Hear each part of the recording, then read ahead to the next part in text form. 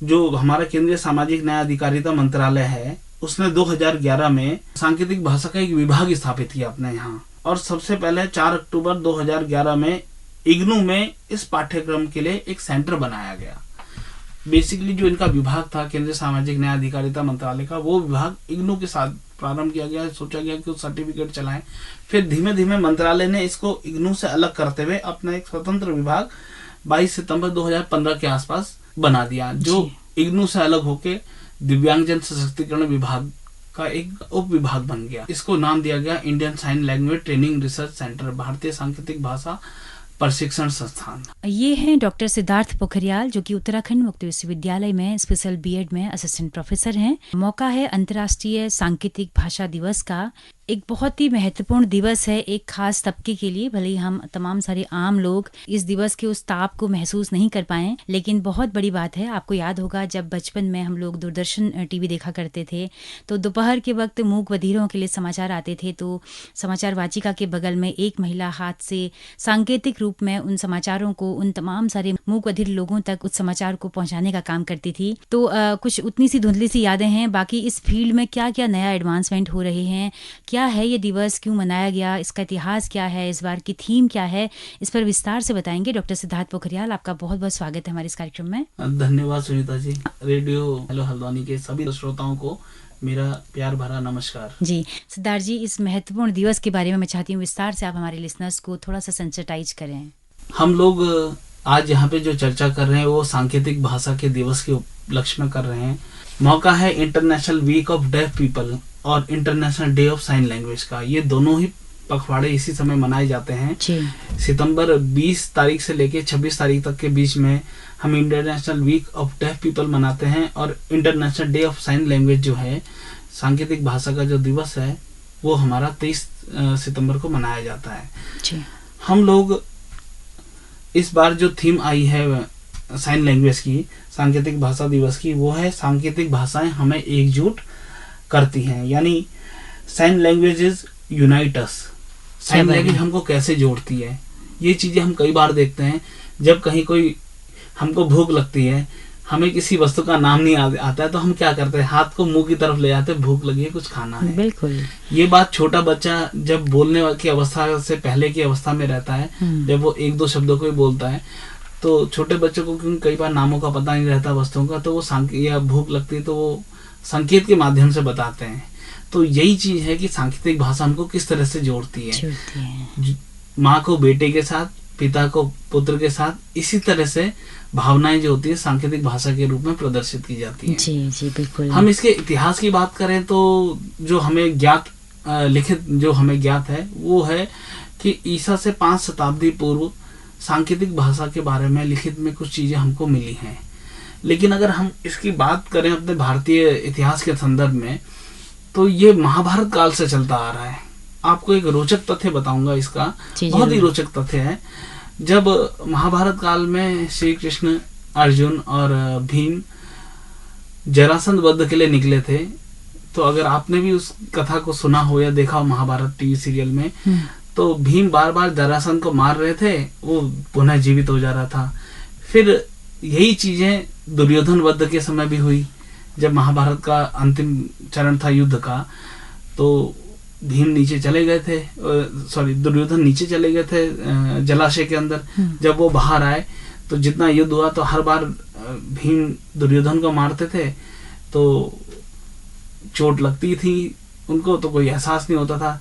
Last में जब उन्होंने, श्री कृष्ण जी ने भीम को इशारा किया अपनी जंघा पे हाथ मार के कि आप यहाँ वार करो, तो वहां सांकेतिक भाषा के साक्ष्य कुछ हमको मिलते हैं। यही साक्ष्य हमको जरासंध युद्ध के समय मिला। जब दोनों बार उसको मारते रहे, भीम ने कई प्रयास किए उनको जरासंध को मारने के, लेकिन वो असफल होते गए। तब उन्होंने एक तिनका तोड़ के उसके 2 भाग किए, इशारों से उनको बताया कि इसका वध ऐसा करो। फिर दोनों तिनकों को अलग अलग दिशा में फेंकने का उन्होंने अच्छा। संकेत दिया। तो जी, जी। सांकेतिक भाषा का जो हमको प्रमाण मिलता है जी जी भारत में महाभारत काल से हमारे पास उपलब्ध है। जी जी जी। अब चूंकि क्या हुआ कि हम अधिकतर पश्चिम को ही अनुसरण करते हैं, तो कई चीजें तो हमारे अपने जी, मुझे पास लगता है ये पड़ी हुई मनुष्य है। के जन्म के साथ ही शायद इसका जन्म हो गया होगा, क्योंकि संकेतें तो भाषा नहीं थी तो संकेतों का इस्तेमाल करते थे तब। बिल्कुल बिल्कुल। तो सांकेतिक भाषा का इस्तेमाल तो आप ये समझिए हम लोग वर्तमान में भी कई बार करते हैं। आपने महसूस किया होगा कई बार कुछ शब्द ऐसे होते हैं जो एकदम से दिमाग में नहीं आते हैं, तो हम संकेत के माध्यम से करते हैं बिल्कुल उसे। बिल्कुल बिल्कुल। तो एक बहुत ही मायने रखते हैं हमारे लिए, हमारी जिंदगी में जो संकेत हैं। लेकिन मुझे लगता है कि इस दिवस के मायने शायद हमारे मूक बधिर लोगों के लिए ज्यादा, क्या उसके तौर पर इस दिवस को मनाया जाता है? हाँ, इसका मुख्य कारण ये है कि यूएनओ भी इस बारे में कहता है कि जो दिव्यांग जन है इनके लिए सांकेतिक भाषा होनी चाहिए। अब सांकेतिक भाषा अलग अलग देशों में अलग अलग है। एशिया में सांकेतिक भाषा का मानक जो है वो अलग है। अच्छा। यूरोप में उसका अलग है। जी यूनिवर्सल जो है वो बहुत ही कम आपको मिल पाएगी। लेकिन यह है कि प्रायद्वीपीय हिसाब से देखा जाए तो अधिकांश भाषाएं एक उपमहाद्वीप की उसके अंदर के जितने भी देश हैं वो उनकी मिलते एक जुलते एक होती रहेंगे। है जी। हाँ। तो फिर यहाँ पे क्या हो रहा है सांकेतिक भाषा के दिव्यांगजनों के लिए, क्या क्या एडवांसमेंट हो रहे हैं इसमें? क्योंकि हम देखते थे कि दूरदर्शन में पहले से दिखाई देता था, किसी भी प्राइवेट के निजी टीवी चैनल्स में हमने नहीं सुना कि कोई सांकेतिक भाषा के जरिए उन तमाम लोगों को संबोधित कर रहे हों। तो क्या सरकार की तरफ से कोई योजना है कि इनको, हमें मूक बधिर भी इंसान हैं उन तक भी सूचनाएं पहुंचनी चाहिए? देखिए, वर्ष 2000 के आसपास जो हमारा 11वां पंचवर्षीय योजना थी उसमें सरकार ने सबसे पहले तय ये किया कि दिव्यांगों के लिए जो बोल नहीं सकते हैं उनके लिए सांकेतिक भाषा का प्रयोग होना चाहिए। इस चीज को देखते हुए जो हमारा केंद्रीय सामाजिक न्याय अधिकारिता मंत्रालय है उसने 2011 में सांकेतिक भाषा का एक विभाग स्थापित किया अपने यहाँ। और सबसे पहले 4 अक्टूबर 2011 में इग्नू में इस पाठ्यक्रम के लिए एक सेंटर बनाया गया। बेसिकली जो इनका विभाग था केंद्रीय सामाजिक न्याय अधिकारिता मंत्रालय का, वो विभाग इग्नू के साथ प्रारंभ किया गया। सोचा गया कि सर्टिफिकेट चलाएं।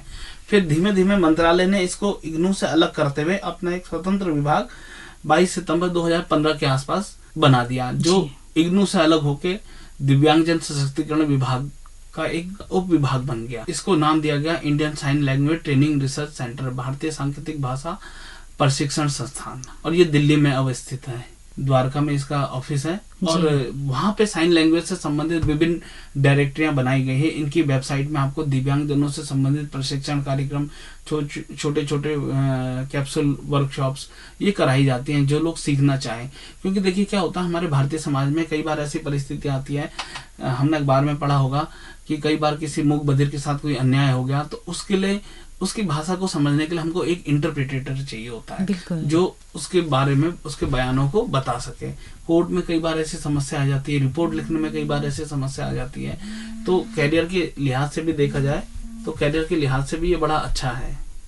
बिल्कुल।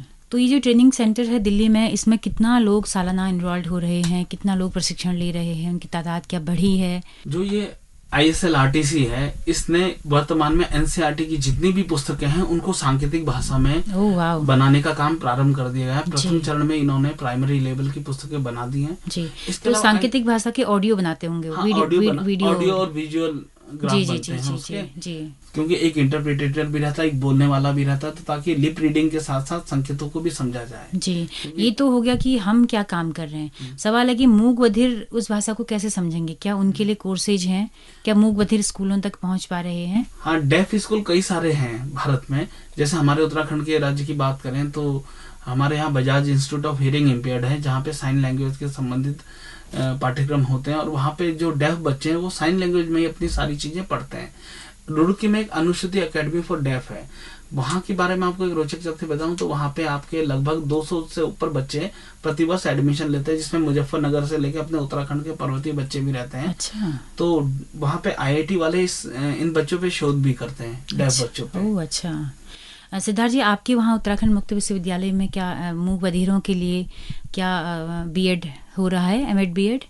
हमारे यहाँ B.Ed जो पाठ्यक्रम है वो हियरिंग इम्पेयर्ड बच्चों के लिए चल रहा है, हियरिंग इम्पेयर्ड का पाठ्यक्रम। लेकिन अब की बार हमने एक नया पाठ्यक्रम इसमें प्रारंभ कर रहे हैं जिसका नाम है sign language certificate course and अच्छा। Diploma in sign language. अच्छा। हम डिप्लोमा सर्टिफिकेट दोनों चला रहे हैं, के लिए कोशिश कर रहे हैं। हम लोगों के संदर्भ में एक विशेषज्ञों की बैठक हो चुकी है, पाठ्यक्रम निर्माण हमने कर दिया है और भारतीय पुनर्वास परिषद से इस संदर्भ में एक पत्र भी हमको आया हुआ कि आप ये पाठ्यक्रम जो चलाएंगे, इस पाठ्यक्रम की अनुमति आप हमसे ले लीजिएगा, जिससे कि जो इस कोर्स को करें उनको लाभ मिल सके। जी जी जी, तो ये तो एक बहुत अच्छी पहल है, क्योंकि उत्तराखंड में भी कई तादाद में मूक बधिर होंगे और कई लोग सीखना भी चाहते होंगे। तो चलते चलते कोई संदेश हो इस दिवस के बहाने आपका? बस संदेश यही है कि आगामी 26 तारीख को देहरादून में हम लोग सांकेतिक भाषा प्रशिक्षण से संबंधित कार्यशाला कर रहे हैं और साथ ही साथ 29 तारीख को भी हम लोग एक सांकेतिक भाषा के प्रशिक्षण से संबंधित कार्यशाला विश्वविद्यालय कैंपस में कर रहे हैं। इसमें जो भी प्रतिभाग करना चाहें वो जरूर करें, सांकेतिक भाषा को सीखें, बड़ी इंटरेस्टिंग है। आप अपने विचारों का आदान प्रदान भी करेंगे और साथ ही साथ आपको नई चीज भी सीखने को मिलेगी। और इस कार्यशाला के लिए किसी को कोई नामांकन शुल्क देने की आवश्यकता नहीं है, ये निःशुल्क है जिसको विश्वविद्यालय करा रहा है। जी, तो डॉक्टर सिद्धार्थ पोखरियाल, बहुत अच्छी जानकारी आपने हमारे तमाम श्रोताओं के साथ साझा की, आपका बहुत बहुत शुक्रिया। मैं अपने सभी श्रोताओं से आशा करता हूं कि वो सांकेतिक भाषा के दिवस को जोर शोर से मनाएं। सांकेतिक भाषा के संदर्भ में बहुत सारा कंटेंट भी उपलब्ध है और हो सके तो विश्वविद्यालय में जो कार्यशाला आयोजित होगी उसमें जरूर प्रतिभाग करें। तो बहुत बहुत शुक्रिया सिद्धार्थ जी आपका। तो दोस्तों, आप सबका भी बहुत बहुत शुक्रिया इस कार्यक्रम में अंत तक हमारे साथ बने रहने के लिए। अगर ये बातचीत आपको पसंद आई हो तो अपना फीडबैक हमें जरूर दीजिएगा। हमारा यूट्यूब चैनल है, फेसबुक पेज है हेलो हल्द्वानी नाम से। इसी के साथ अपने रेडियो मित्र सुनीता भास्कर को दीजिए इजाजत। नमस्कार।